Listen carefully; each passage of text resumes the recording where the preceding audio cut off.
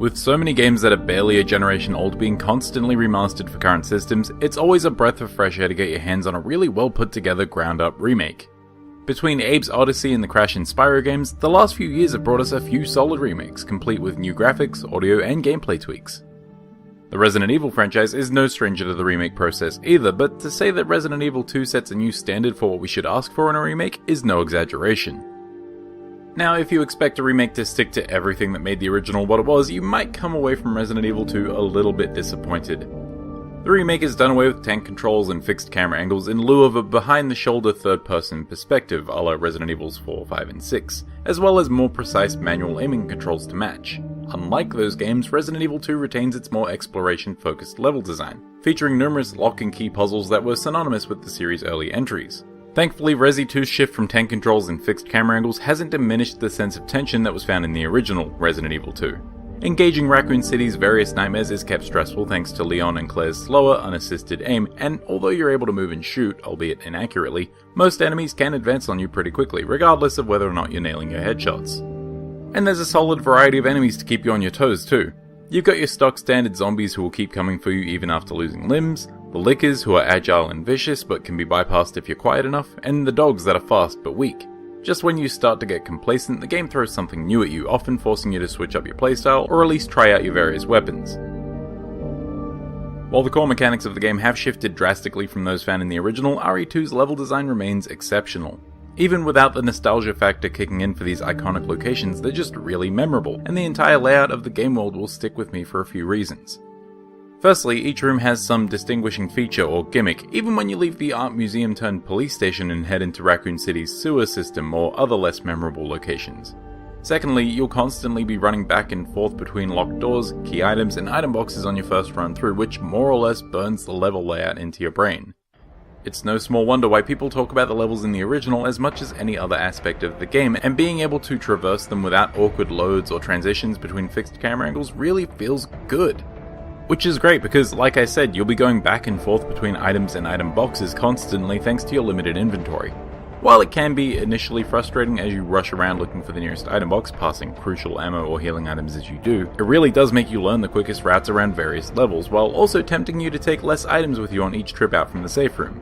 It's a nice little risk-reward system. Do I take more items and be safer, or less items and not have to come back to an area to pick things up?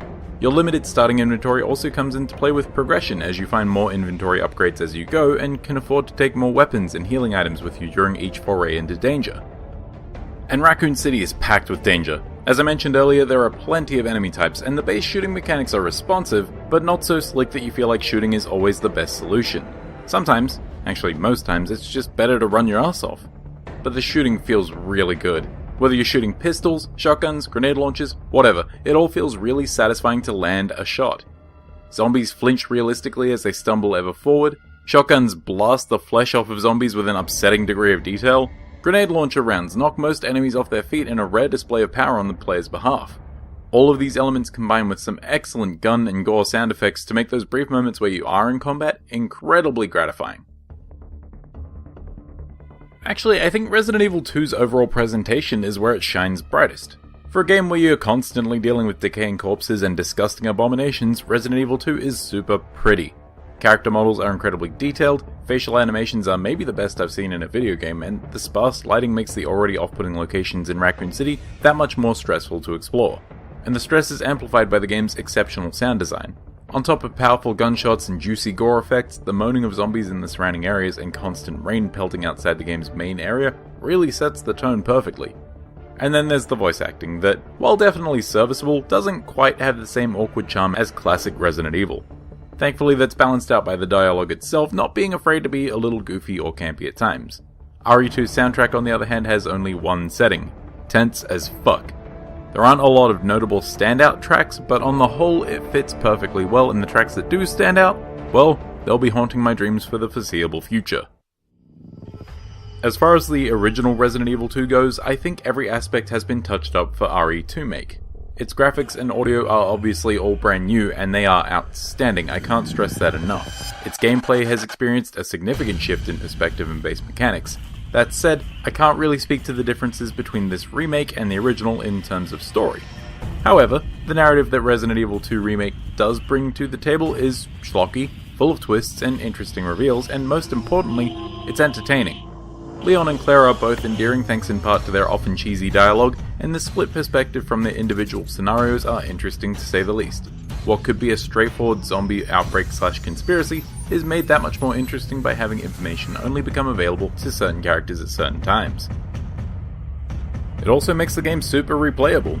On top of simply mastering the game and improving your runtime through one campaign, you also have access to A and B scenarios for each character, as well as a couple of extra modes for players looking to wring as much content out of the game as they possibly can.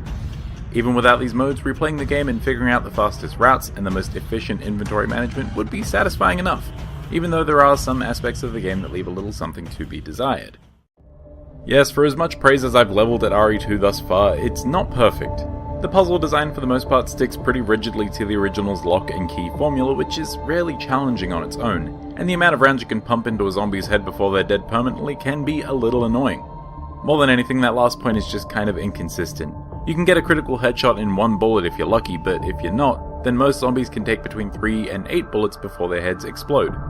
My assumption is that this is so Resident Evil can stick more closely to the original, where headshots were random due to a lack of finer aiming capability, but that doesn't make it good.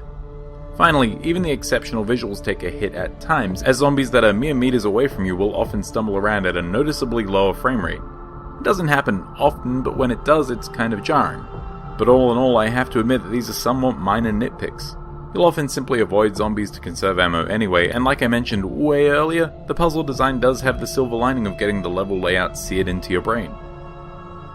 I think the best thing I can say about Resident Evil 2 is that, while it may not be entirely faithful to the original's specific mechanics, it is 100% faithful to the original's feel. The environments are still memorable and stressful to explore, but they're way easier to navigate now. Taking threats head on is still not always the best solution, but you do have some finer aiming mechanics at your disposal. And instead of showing up randomly to make it feel like you're being followed, a certain special boy will actually stalk you for entire sections of the game. There's some weird overlap between the A and B scenarios that I'm fairly certain wasn't in the original game, and that can be a little bit weird, but otherwise I think this is a great modernization of an absolute classic. With that said, Resident Evil 2 is excellent. Like I said at the top of this review, the game sets a new standard for what we should ask for in a modern remake of a classic game. The visuals are spectacular, the story is still equal parts fun and spooky, and the core gameplay, though wildly different from the original in a mechanical sense, still captures the tension that made those original Resident Evil games so gripping. On the surface it may look like a modern Resident Evil post RE4, but it definitely feels like the series' classic entries. Whether you've never played the original, like myself, or have and want to relive it in a fresh new way, I can't recommend 2019's RE2 Remake highly enough.